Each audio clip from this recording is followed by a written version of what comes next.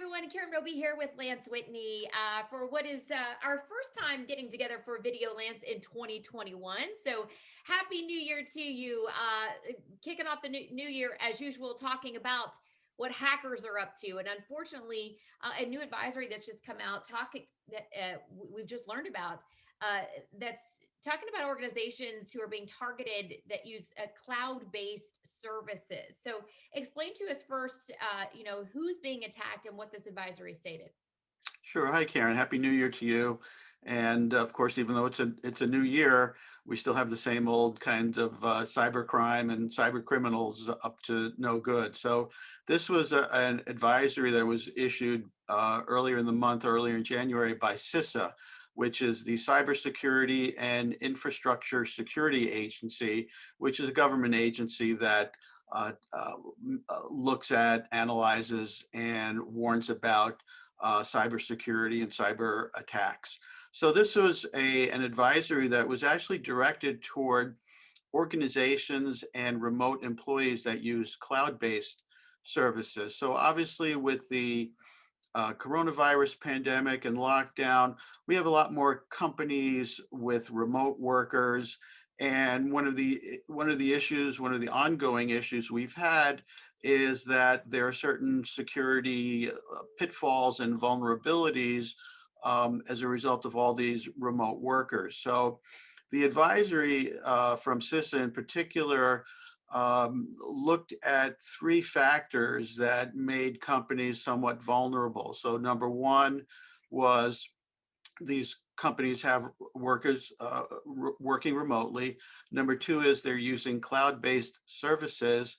And number three, probably most importantly, is these employees tend to use a combination or a mishmash of work-related devices and personal devices when they're working at home, and that can definitely lead to some trouble. So what CISA was talking about here is that these organizations are increasingly being targeted by number one, phishing emails and phishing campaigns.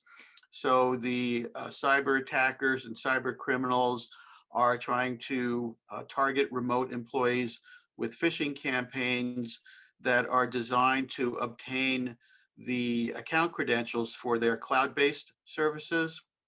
And then another tactic that they use, that the bad guys use, are brute force login attacks. And that's where they use automated tools to run through an seemingly infinite number of password combinations to try to obtain the actual password of different accounts.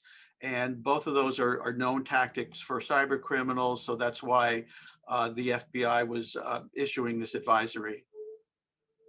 And one of the things noted, Lance, is that um, a lot of these companies, unfortunately, as much as we talk about it, they have poor, cybersecurity hygiene, and their habits are just not on par with where we're constantly, being told they need to be in order to try and keep these type of events from happening.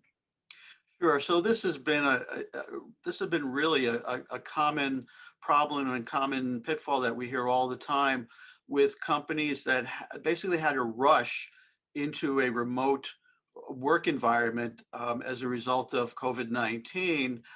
There were a lot of the usual security practices and guidelines that sort of got forgotten and swept aside in this quick and abrupt transition.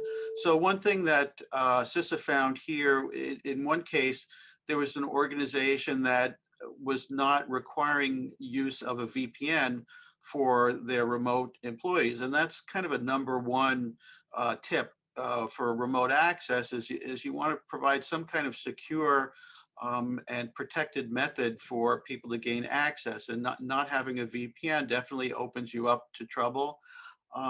There was another case here that CISA found that a company had a terminal server, which is a server within an organization that allows and manages connections from outside the physical organization. they were using a terminal server, but it was not configured properly. So that was another vulnerability where cyber criminals could take advantage to gain access to the network. There was another one here that I thought was interesting, where CISA talked about something called pass the cookie attack. And in this case here, even though an organization had multi-factor authentication enabled, the cyber criminals were able to use this tactic called pass the cookie, which basically means that they gain access to the remote employee's computer, and they're able to steal the actual session cookies when they're logged into a specific cloud provider. And then they're able to use those cookies to, in a sense, impersonate the employee to gain access to the same services.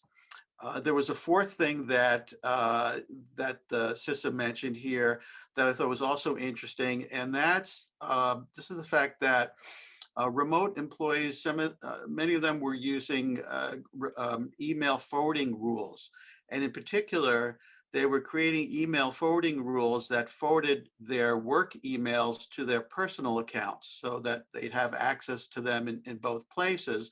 But the problem is that the cyber criminals were able to discover these rules, and they were able to modify them to redirect the work emails to their own personal accounts. So this shows you that even if you have good security protection and good security software, if your organization or your employees are not following good cyber hygiene habits and rules, you're still opening yourself up to trouble. That's right. And it only takes one small vulnerability for them to get in. Lance, finally, any recommendations that the FBI has passed on here for companies to take a look at? Sure, Karen. So the FBI actually had a lot of recommendations. So I'm just going to list a few here that I thought were worth noting. So one here that they mentioned is to implement what they call conditional access or conditional access policies.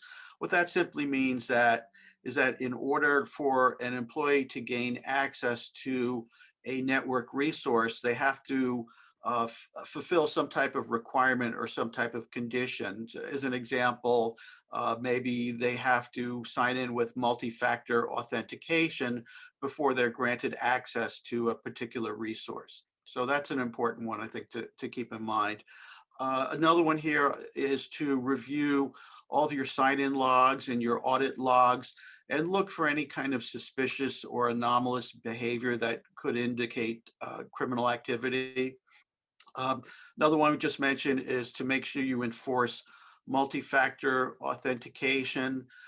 The interesting thing here is that we saw from these pass the cookie attacks that even if an organization does have MFA enabled, it's not a catch-all, it's not a panacea, but it's definitely a good starting point. Another one here that CISA mentioned is to make sure you review any employee-created email forwarding rules for any that could raise a red flag. And in some cases, they recommended even restricting employees from creating forwarding rules that could forward an email from outside the company domain. So I think that's an important one to consider. As always, you want to focus on user training and user awareness to make the employees, especially your remote employees, aware of these different tactics that cyber criminals are using. One thing here that I thought was another tip I thought was worth mentioning is what CISA says is to establish blame-free employee reporting.